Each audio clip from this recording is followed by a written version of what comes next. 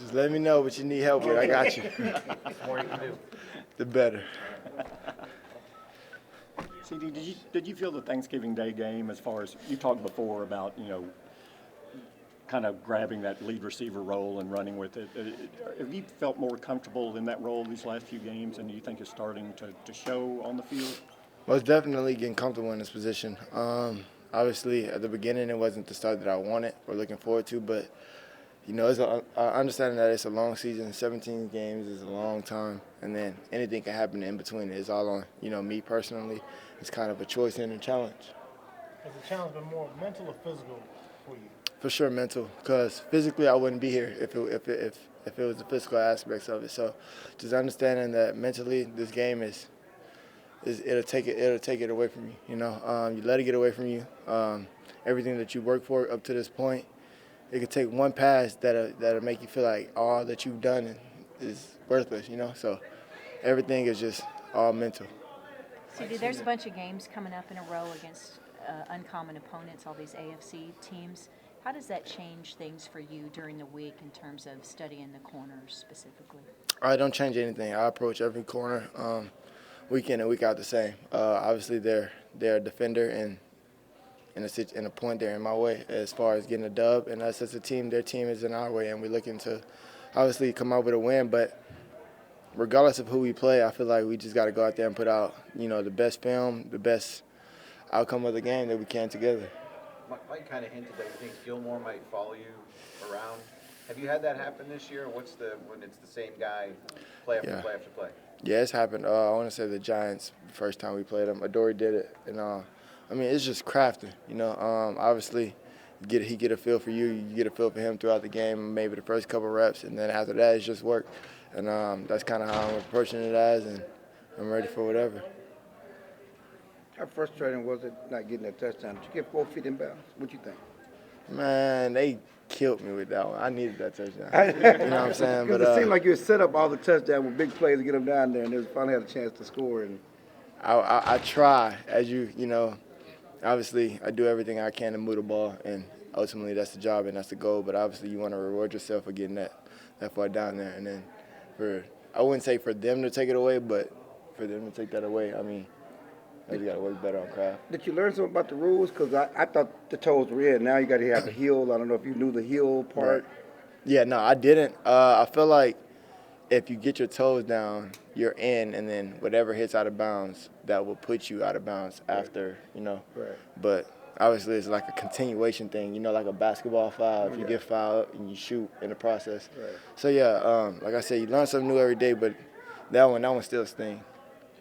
I think you're 7th in yards in the league. When you factor in that you didn't have Dak for 5 games, what does that say? I don't know. You tell me. What do you want to say? Does it make you think what could have been if you guys had the full season? Most definitely. You think about it. You think about it in a sense to where, like, I didn't have my guy first 5 games, like you said, and then it take a couple games for him to get acclimated in the season, and then now he's hitting it full head of steam. He's starting to finally hit mid-season form after the next couple games after the injury, and we cooking now. It's also a little bit of a statement that you are having a pretty good season. Yeah, pretty much. You glad Calvin's not asking you any more about that 100-yard drought? Go ahead, hit me.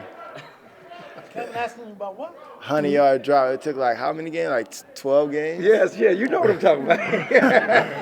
No one's asking I guess about it's that over anymore. now. Huh? It's over. You know what I'm saying? It's a lot of questions that's not being asked now, so we're good at it. We're good at it. You weren't there for Dak's rookie year. He had 23 touchdowns, 4 interceptions, I believe. He's become more aggressive over the years, and he talked about how that's what you do as a quarterback when you understand the game more. Mm-hmm. How much have you seen in the years you've been here, Kellen encourage Dak to be more aggressive, and what does that look like from your end? Obviously on the receiving end, that's what you want to hear. More deep shots, more opportunities. But you hear that, talking the QC quarterback, like that's live. You know what I'm saying? The OC, I said QC, but for him and Kel, the relationship that they've built throughout the time of me being here, just my first 3 years, is grew. And they've always been boys, but you can see kind of like the way they talk to each other, approach each other on the business side and both friend side on the sideline.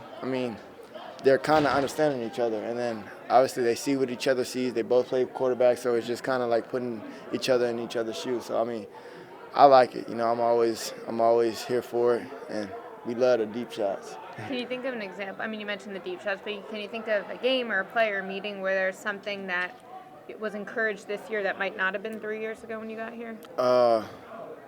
Not really necessarily, but for sure the Packers game, just understanding after the pick, it was just like it was miscommunication on my part and Dak's, if you will.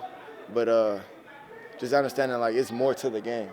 Keep being aggressive, keep being us, keep doing what we're doing offensively, and watch everything unfold. Like mishaps are gonna happen. Unfortunately, that one was a pick, but I mean, hey, we got to keep going. And then at that moment, I was just like, yeah, we got to rock out, like, you know. And it was got to finish this game. I believe you had an injury like Gallup, but it's good to see him finally kind of get into a rhythm a little bit, especially. For sure. So good seeing him get back. Can't wait for his first 100-yard game. And just understanding him getting acclimated after an ACL injury. You got to understand how much of a toll that would take on his body and his mind, just understanding he got to start all the way over. So for him to get back out here doing what he loved with the confidence that he's kind of building again, it's going to be scary. Speaking of talking to each other about keeping him involved in things when he had a game he didn't have to catch. And Right. How do you like get him going? Give him the ball. No matter how it is, he's a playmaker waiting to happen, and understanding that we're some go-getters outside. So it doesn't matter if we got to block, we got to run the deepest route, run the screen, or just anything to get open and, you know, be available for the quarterback. And I feel like that's where we excel more on the outside. Speaking of return from injury, you got a guy like James Washington. You guys haven't been on the field together just yet because Right. you lost him in training camp early. Can you talk a little bit about what you've seen from him in his process to get back on the field and in his first couple of practices? I've known James since college. You know, I played against him in college my first couple years, and then now just having him on the team and seeing that excitement again, it's just like he's a huge deep threat, very aggressive, very strong, and I can't wait to see him out there on Sunday. Just understanding I get the opportunity of playing with him, and then that's, you know, once he starts snapping, once again, there's more eyes off me. So MG get going, James get going, and then I'm just creeping up on you. I feel like you get hit from 3 different ways, and we still got the 2 guys in the back end, in the backfield, just tearing it up right now. So the weapons are there. Yeah, For sure. you see a lot Exactly, more the weapons are there. You see the offense is on a roll, but you also see you can even get even better. Right. You talked about For you know, sure. still getting those guys going. How exciting is that? And how would you compare to the last year when y'all were hitting on all cylinders at the start of the season? Last year, we were for sure, we came off hot. Love the team last year, and I also love the team this year. I feel like in the end, the chemistry is what separates us the most. Understanding that we have any leeway to tell anybody anything as far as, hey, we got to do better on this, or, hey, good job on this. You know,